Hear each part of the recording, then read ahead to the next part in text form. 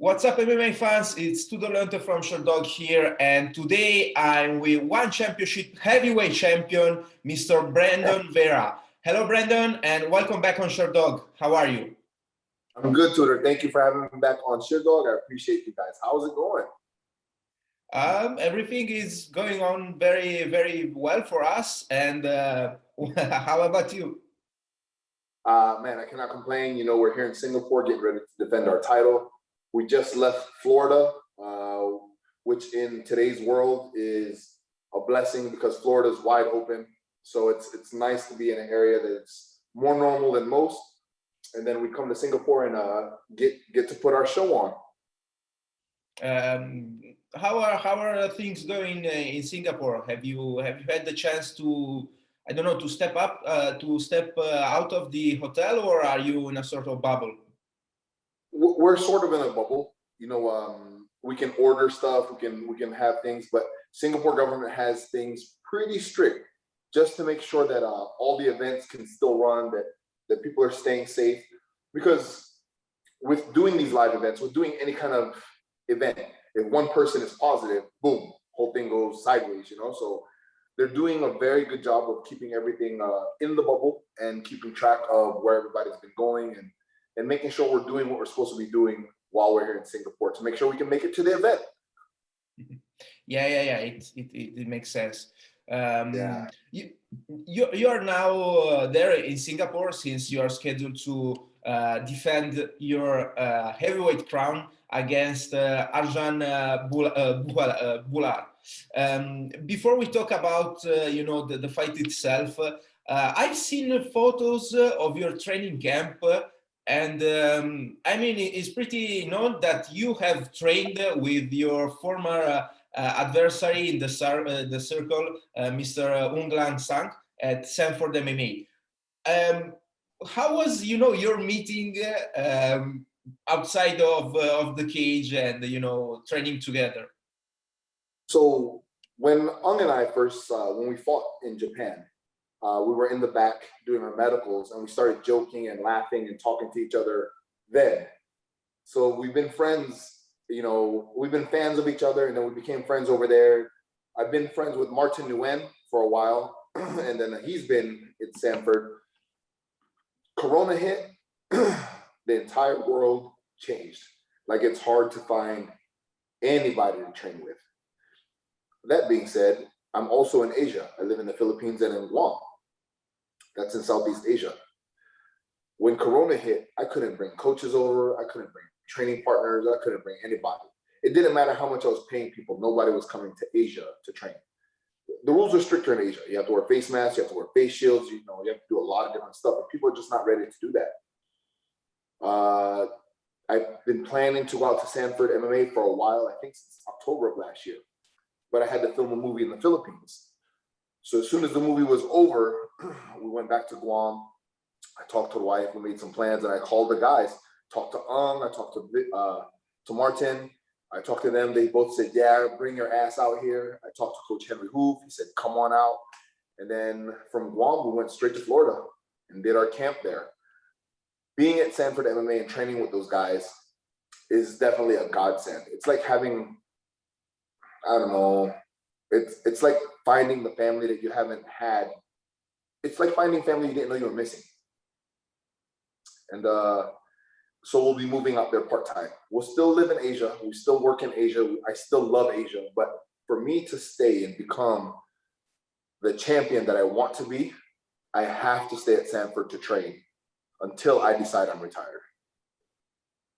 I mean, can you please explain? I don't know. Okay, but right now the whole world is still dealing with the COVID-19 situation.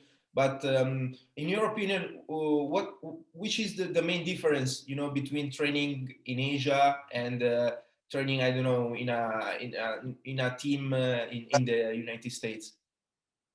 So when I was training in Asia, I would have to bring out individual coaches. One of my coaches is still is still in the Philippines, still there. Coach George Castro is my strength and conditioning coach. He's been with me since day one. But for me to bring, I would have to bring training partners from everywhere in the world to Asia. It was very easy to do this pre-corona.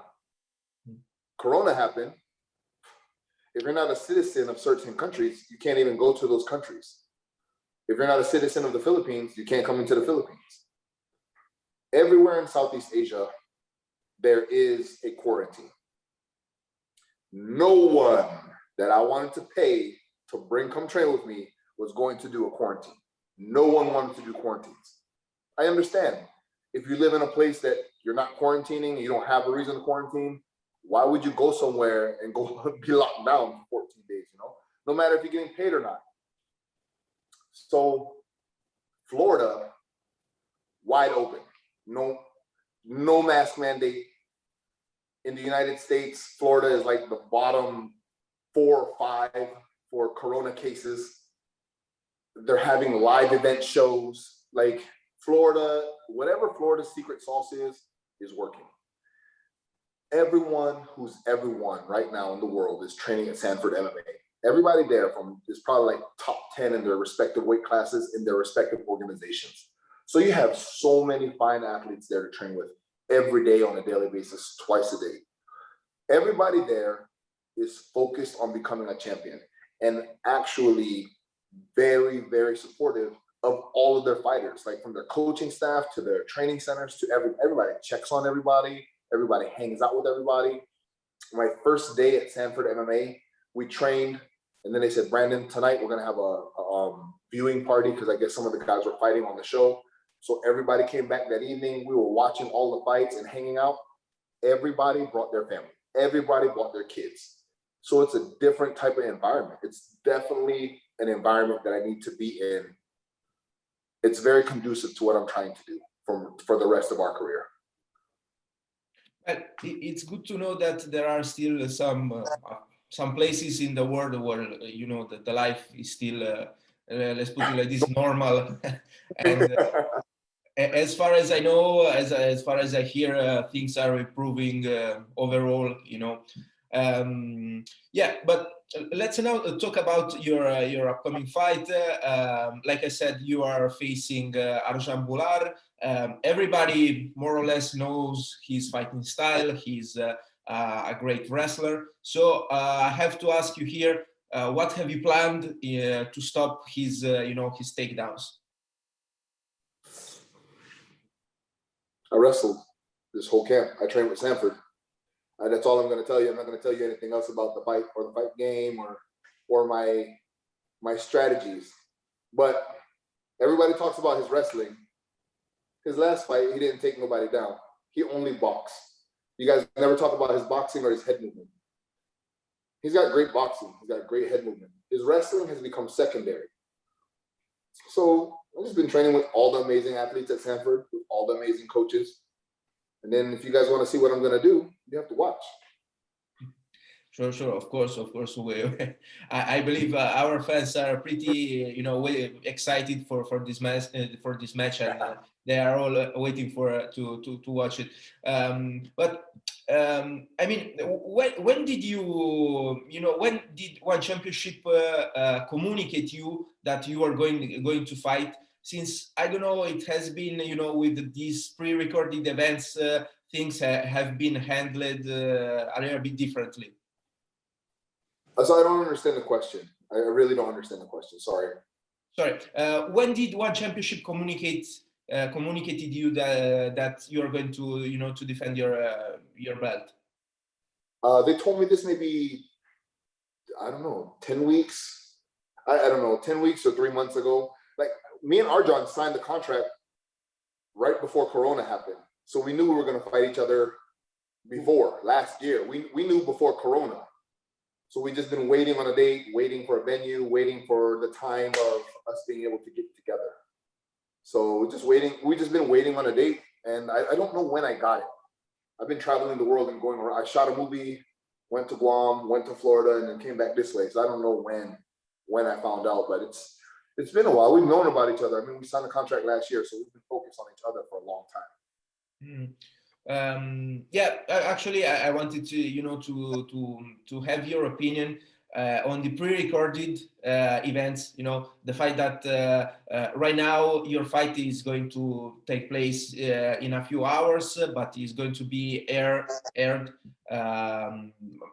They still haven't announced it, but I believe in a few weeks. Who told you that? No, it is going to be live. Who told you that? I have my sources of information, and I never. Well, I'm not one of those sources, Tudor, so I can't tell you whether it's recorded or live. And I'm not fighting in a couple hours. We still have a couple days before the event, so definitely I can't give you any dates, Tudor. Sorry, I can't help you with any of those questions that you're asking right now. Okay, it's pretty fair enough. But still, you have fought across the world, all kind of competition. I have to ask here that do you still have, you know, a dream match that you would like, you know, to do in your future? You know, One Championship just signed a bunch of amazing world-class athletes to the roster, the heavyweight roster.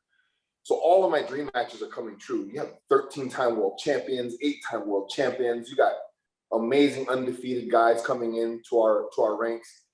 Every match for me at One Championship is my dream match. Every single one. You know, so I don't have, like everybody else, I would want this, I would want that. I just want to compete with anyone who wants to stand in front of me. That's my main goal. In a big scale, on a bigger one day, I hope that we get to go organization versus organization, champ versus champ. You know, but that's, who knows when that's going to happen. Who knows when that'll happen. But that would be, I think that would be a really amazing thing for the athletes and the fans around the world. So one day, hopefully it'll happen. If you could choose right now, what's you know, who's the champion you would like to you know, to face? All of the champs, any of the champs from any of the organizations, they got the belt. That's who I should be fighting. So no name in particular right now among all the heavyweight champions in the world. Nah, I'm worried about Arjan right now, so I don't really care.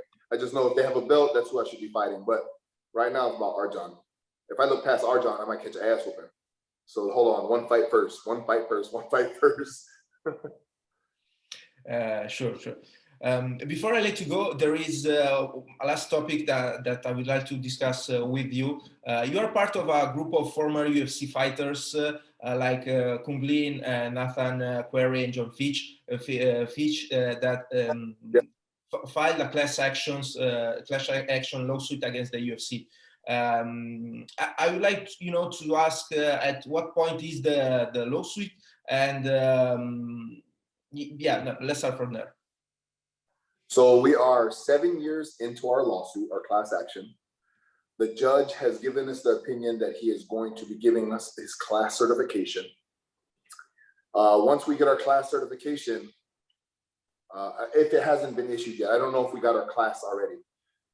Once that happens, game on. Now we go to trial. They have 2 appeals to use. Once those are gone, we're going to trial. If we go to trial, if we win, they have to pay ×3 the damages that we're asking. So that's just something on the back burner. And I've been telling all of ex-UFC fighters about this thing because there's no news on this. Thank you for asking about it. There's no news on this, you know. There's a bunch of shady lawyers reaching out to athletes trying to sign a certain amount of fighters to take away from the class action. But when I tell the fighters, the class action is for all 1,215 people, not just us 6, not just the people who put the name down. It's for all of us from 2010 to 2017. This class action goes through, you get paid. You're going to make some money. Do you believe that in case of victory, this situation could improve overall the athletes' pay? I think that if this happens, this goes down the way it's going to, I think it's going to be life-changing for many athletes and all future athletes that are going to compete in mixed martial arts. Things will change. Once this lawsuit happens, things are going to change in favor of the athlete. Okay, sir. So thank you very much for your time. Do you have any last thoughts, any last messages for your fans in general? To all my fans around the world, thank you very much for supporting me ever since. We've been doing this a while, and I appreciate each and every single one of you. The world is changing as we know it, and I know it's becoming tougher. I know it's becoming harder. One thing that I ask from each and every single one of you is help, be kind. Help each other when you can, where you can, and if you can. That's all I ask from you. Man, make somebody smile. Love you. Thank you. Thank you very much for your kind words, sir. Best of luck with your upcoming fight, and hopefully I will hear again from you in the future. It was such a pleasure. Thank you, Tudor. Thank you. Have a nice day. Goodbye.